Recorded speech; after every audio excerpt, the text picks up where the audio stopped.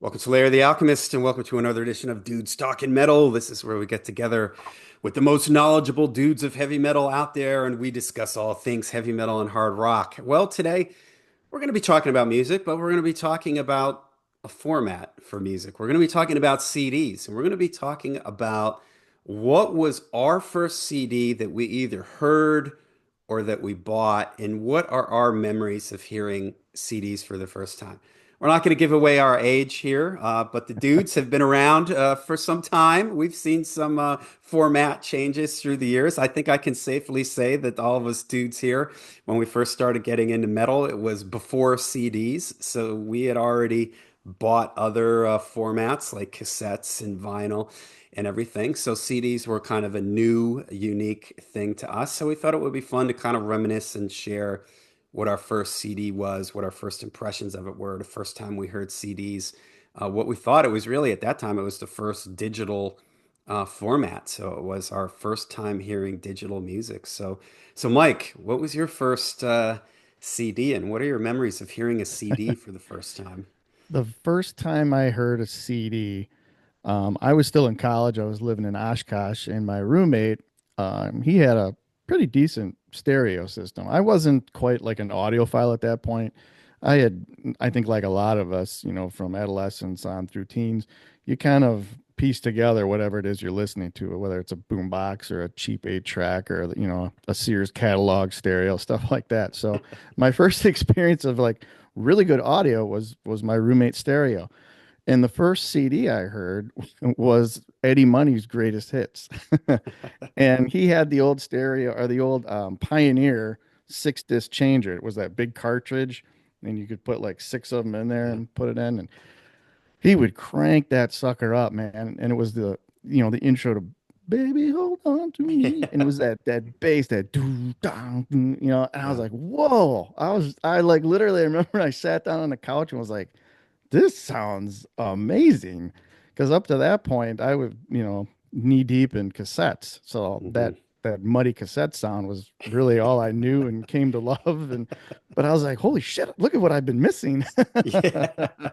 All these So frequencies I've been missing all these years. I I've never heard that before. Yeah, so I right then and there it was like, ding, this is what I need to get right here.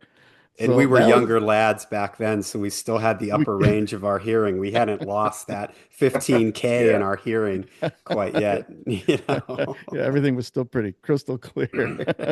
So that I'll never forget that the first time that I heard that.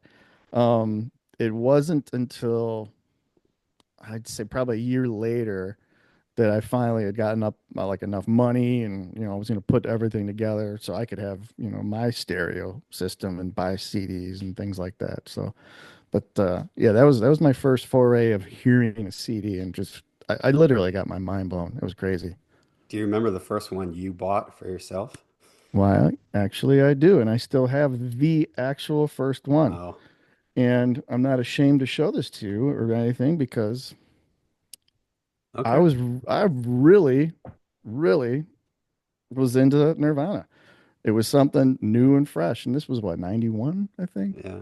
91, Yep. 92. Yeah. And yeah, that's when MTV actually still played videos. I remember the first time I heard Teen Spirit, I was like, wow, what's that? It wasn't, Warrant for the 20th time today and everything like Yeah. that. And I just remember, thinking, I think like a lot of people, it was just different and fresh. So it piqued my interest. So that was the very first one that I ended up going out and grabbing. And then I remember thinking, ooh, okay, this is gonna start the collection going here. And in Oshkosh, it was like this was 91, and they was actually it was my first time being to like a used record store, so to speak, and they had walls of tapes and CDs, and they did have some new stuff. But like the very next day, I went out and I bought Mother Love Bone too, because I had a friend Nice. that said, if you like Nirvana, he's like, you really got to check this out.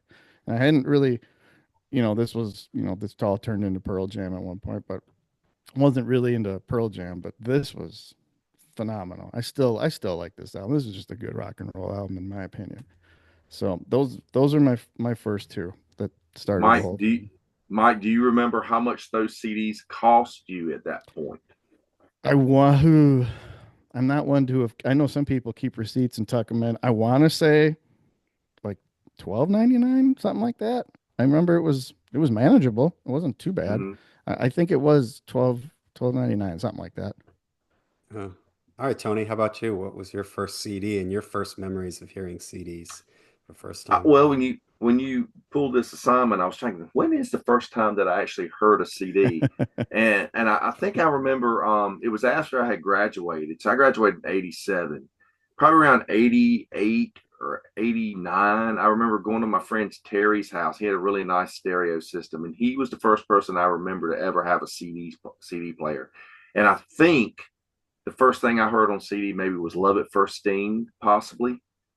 And just remember, yeah, this sounds great, but I was all into cassettes at that time. I did have some Yeah. vinyl as well, but I was all into cassettes and massive cassette collection. And I'm like, I'm not buying everything all over again, no way. And the reason I asked you about price on that, Mike, was I was hearing that CDs are like almost $20 in some places, and they may have been when they first came out, because whether around like Yeah. 86, 87, they may have been a Yeah. little bit on the And high this high was side. 91, so maybe the price came down. I don't remember them being like super outrageous or anything for like a new format. So I remember one of my good friends who I actually met around about 1989. He had a CD player when we met, and I remember him telling me that he paid like $350 for this CD player to help one tray. And he said that he went to the store, he bought it, and he went to the record store and said, "Okay, I got to get a CD. Maybe I can get an Iron Maiden or something." So he goes in, the CD section is probably this long, and there was nothing that you. So he picked the most rocking thing he could find, and there was "Brothers in Arms" by Dire Straits. And he said he remembers, cranking that up. And he said when he goes back and he's like, his family's gathered around. "What have you got? What kind of magic machine have you got?" And everybody's like, "Ooh, From the future. What is this yeah, strange machine from the it's future? yeah." But I was late to the whole CD thing to start purchasing. As you can see, I did let it take over my life because I have a room full of them here. But I remember buying a few CDs in the early '90s, because there were already CDs getting in the cutout bins. You could yeah. go to cutout bin and Yeah. get one for $3.99. I remember buying several things out of there. Like I remember buying Seduce, Too Much Is Not Enough, for like, because I didn't have it on cassette. And I was like, oh, I can get it and I can just take it over to my friend's house and record it. Yeah. So I didn't actually get a CD player until, I remember, it was probably late summer of '93. I go to a friend's house and he had one of those Pioneer disc changers, that the cartridge, like an 8 track, and it held 5 or 6 CDs or whatever in it. And he says, "I'm gonna get one of the ones that hold 100, that you put the 100 in, like a spiral thing." So he's like, "I'll sell you this one." So he sold it to me for like $30. And he goes, "Oh, here, you can have this CD." And he gives me a CD to go along with it. And it was Kiss Destroyer, because Oh. he just like, he wasn't even a Kiss fan. He just, some reason he had it. And so I guess my first CD purchase was Kiss Destroyer with that player. And by then, you could go to, there weren't really used record stores, used stores selling used CDs, but pawn shops and secondhand stores were already selling used CDs for like $5 a piece. And I Mhm. went out to several pawn shops the following weekend and got like the whole Kiss collection and everything, like, and just for like $5 a piece, I was building a collection up within weeks. But I was I was like, I'm just going to get my favorite stuff first, and then eventually it just became where you got to get everything. Yeah. And I think around '95, I wanted a CD player in my car, and I bought one of those ones that, like, just like that Pioneer thing. It was a cartridge that held 6 discs, and you keep it in the trunk of your Trunk. car, and you got a remote. You got Yep. to have it installed, and it's a remote that's hooked up to your stereo in your car that you have to operate. And then whenever you want to get your CDs out, you got to, make sure it's not raining or something, so you can get your trunk to get your Kids these CDs days will out. never know the struggle. Oh, Oh, it no, was they just won't. Times such a I had to go to struggle, the such a trunk struggle. and open up the trunk and take the CDs out by hand. Yeah, it sucked, man. It really did. I forgot Yeah, about those. yeah, it Yeah, was great crazy. stuff. All right, well, Yeah. with me, it's funny. I'm going to tell you the first time I saw a CD and then the first time I heard a CD. And so I remember being in a record store, and there was, I'm gonna guess that this was probably 88, 89, something like that.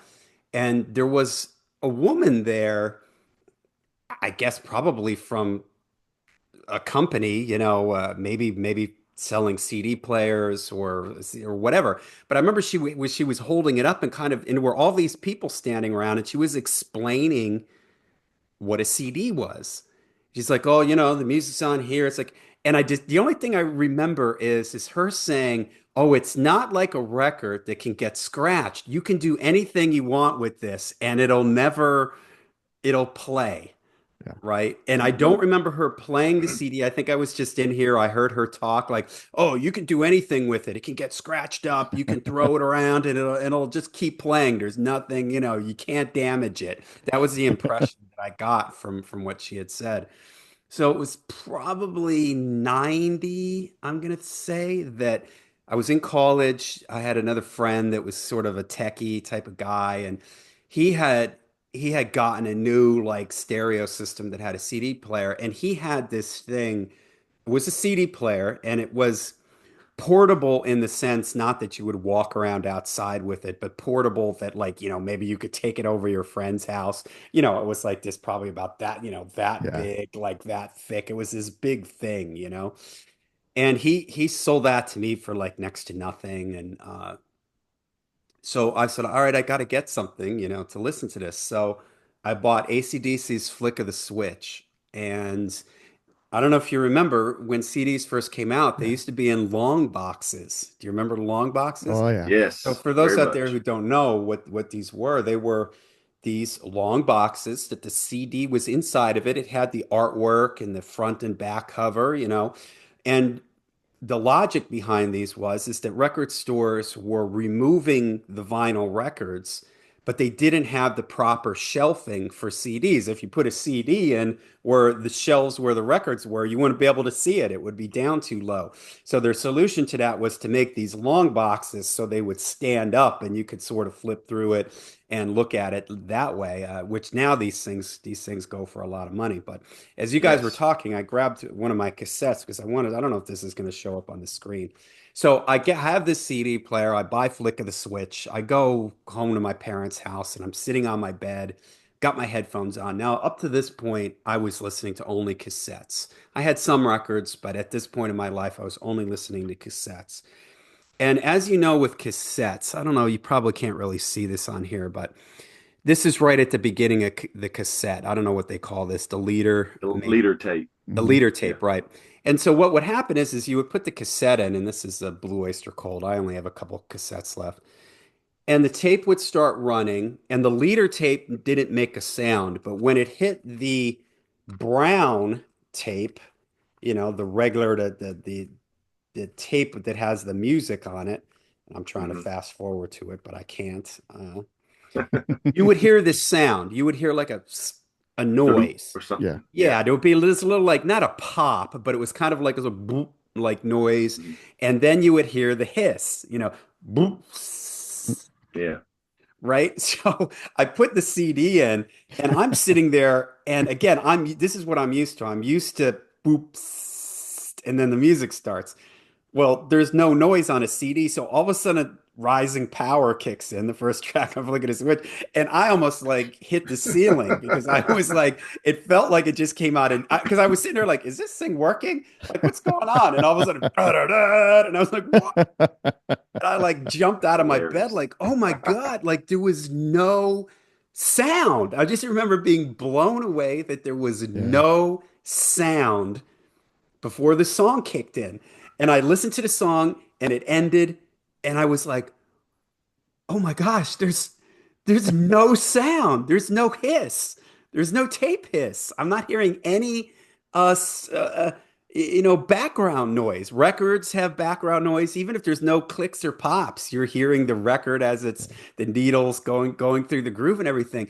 And I was just so taken aback by how noiseless it was. It was just absolutely amazing to me. And I remember just the separation of the sound and the clarity and everything. It was like, again, like Mike, you said, I had come off of 8 years of only listening to cassettes. So all of a sudden it just was like, it was like walking into a dimly, like cassettes were like a dimly lit room. And all of a sudden somebody snapped their fingers and all these spotlights turned on. And it was just like, whoa, it was kind of like this, like, wow, I can't believe this. Like there's just so much like detail. And Yeah. I remember it had this, I remember thinking like, wow, there's no back to the sound. It was like the sound was had this depth to it that I had just never experienced before. So it blew my mind, and I was still a little slow to get around. I remember just kind of casually buying CDs. And Tony, like you said, I remember them being really expensive. Like I thought that they were like $20 for a Yeah. CD back then, and $20 in 1990. I mean, that's like got to be like what, $35 today or something. I Yeah. mean, they were like really expensive, and I didn't get a CD player in my car till 92, I think, 93. And if you remember back then, car CD players were real finicky. Like you couldn't play a Hmm. burnt CD. If you put in certain discs, they skipped easily. Sometimes they had trouble tracking them, where you put the disc in and it would just spin around and everything. So I still had my cassette player in the car. I still had my Walkman. I still had all my cassettes. And so I was kind of like you, Tony, I was kind of like, I'm not going to go out and just like start rebuying everything that I have. But then, I got the CD player in my car. And Mike, like you, the grunge stuff, I was really into that first wave of grunge. So a lot of that stuff I bought for the first time on CD. Sure. That was kind of like, if I think back to the first like type of music I was buying on CD, it was that stuff. I was a Pearl Jam fan, but like Pearl Jam, Soundgarden, Alice in Chains, Nirvana, that kind of stuff. Sure. I was buying that stuff on CD. In fact, I remember going to get Pearl Jam's Verses on the day it came out, and they had sold out of the CD. And I was making a long road trip. I had to drive to like Maryland or something. So I had like 3 hours in my car, and I was like, well, okay, I'll just buy it on cassette. So, because I really wanted to listen to it. To hear it. So I remember I had the first album on CD, but I bought the second one on cassette. And Yeah. yeah, so it's kind of funny now, we sit back and it was such a new technology that it was really like a huge step. I mean, the step from vinyl to cassette sonically was really a downgrade Oh in yeah. a lot of ways, but what was revolutionary about cassettes was is that, oh, I can carry this around with me and I can Yeah. put it in my book bag and I can listen to it at lunch at school on my Walkman and stuff like that. But for Sonics in my lifetime, this was the first like quantum leap in, in sonic audio sound Oh was yeah. when the CD was introduced. And now it's kind of funny. We're all sitting here and I've got, 1,500 records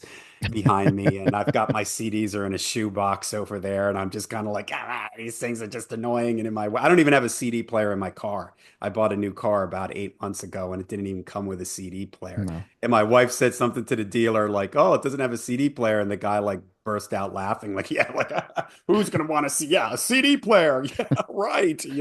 This guy was, are you kidding? Like, who's gonna?" And my last car, well, 2 cars ago, had a minivan that I bought. Man, it was probably like early 2000s, and it had a cassette player in it. And I remember Oh. the person at the shop was like, "Yeah, this is like, they don't put cassette players in anything anymore." So it had a CD player and a cassette Annotate. Yeah. Wow. in it. And it That's was cool. just a brief time, like for a couple years there, where you could get a CD Yeah. player and a cassette player when you bought your car. So I had that for a number of years where I still had my old cassettes. I would still listen to them every now and then if I had it on CD, I was just listening to the CDs. So Did you guys Yeah. ever have? Go ahead, Tony. Go ahead. I was just gonna say, Leah, the last car that I purchased, I wanted to get a Honda Accord, and I was like, yeah, I started looking online and stuff to see what was the last year they put a CD player in them, because I knew if I got anything new, it wouldn't.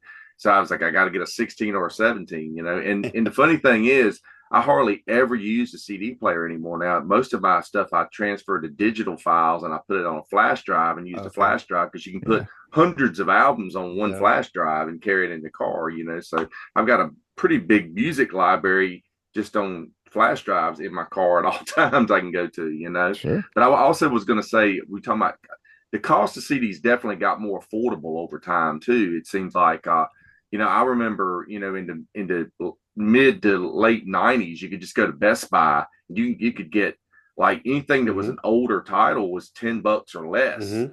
So Yep. a lot of stuff that I actually upgraded to CD in the for catalog then, and then I was also joining the record clubs because you could get in Mm-hmm. BMG and you get like 6 CDs and you buy one, you get three more free. And if you sign a buddy up, you get three. Yeah. And so I was in BMG Record Club at one time under four different names. So Four different aliases.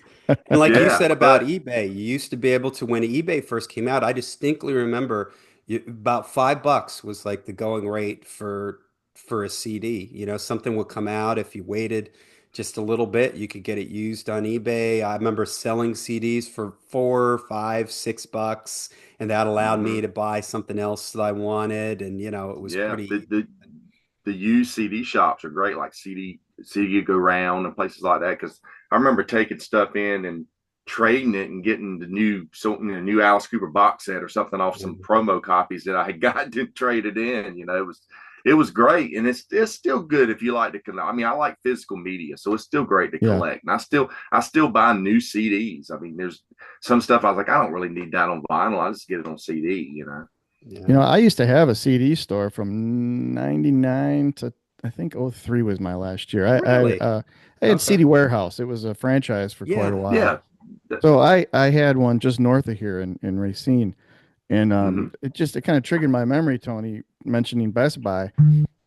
They definitely, the prices of new CDs came down because there was a Best Buy like on the next block from where my store was. And so we sold brand new CDs, so we had to compete with Best Buy. And I remember getting the Sunday ads all the time. And rap was really big back then, and the kids were always coming in for that. And Best Buy would have these brand new CDs for like 9.99, where Mm-hmm. that was like my cost, you know. Oh yeah. It Or was they it have was an exclusive bonus track on theirs or that too. something like that Yeah. as well. Yep. Yeah. Or like when Psycho Circus came out, they had the trading cards that came with like the first pressing of that CD. And I remember, getting that. Wow. But yeah, you're right. They definitely they came way down in price, toward the end of the '90s, early 2000s. Mm-hmm. I was gonna say too, how many of you guys, when you were, transitioning from cassette to CD, had that cassette you would put in your Yeah. cassette player Yeah. and it had the Yep. DVD player or the DVD CD player on there? Yeah. Yeah. And I don't know, maybe I just had no luck, but I had two of those and they both sounded awful. I could never get those Yeah. things to work. Yeah. But They that I was sounded had one terrible, but it in a was just, car. yeah. yeah, Yeah. yeah. But I mean, it wasn't that bad. I mean, my first car had an 8-track player in it, so I had the Craco 8-track converter. You put the cassette in and stick it Yeah. in. Yeah, so I was already used to this isn't bad. I can deal with it. That's It's next a Only level. enjoyed You it a got struggle. little bit. you got an 8-track player that you're putting a converter from CD to put the plastic converter cassette I into the wonder if thing. that would work if you That's did the crazy. three, if you stacked it in three like that. I wonder if that would work. Yeah. That that's You never know. You that's never know. something. All you need is a reel-to-reel tape machine in your back Yeah. seat or something, and you're really like, rolling there with old technology. All right. Well, there's us reminiscing about our first CD that we heard, our first CD that we purchased. I have a feeling, most of the people that watch this channel, we're all roughly around the same age. So I'm sure you guys have similar memories and experiences with CDs. Let us know in the comments down below. What was your first CD, or what was the first time you heard CDs? What did you think the first time that you heard CDs? Let us know in the comments down below. I'd like to thank Mike for joining us here for the sake of heaviness. Make sure you check out his YouTube channel. Of course, thank you to Tony, our dude and resident dude. And yeah, we'll see you at the next Dudes Talking Metal.